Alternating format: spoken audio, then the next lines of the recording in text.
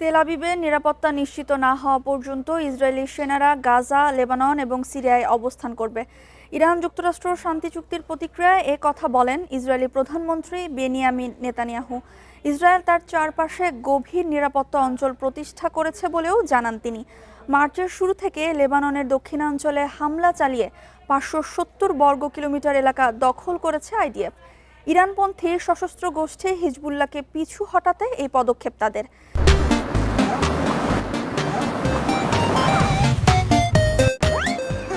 এদিকে আল জাজিরার প্রতিবেদন বলছে, ইরান যুক্তরাষ্ট্র চুক্তিতে লেবাননের বিষয়টি থাকায় নেতানিয়াহুর এমন মন্তব্য যুদ্ধবিরতির ওপর চাপ বাড়াবে।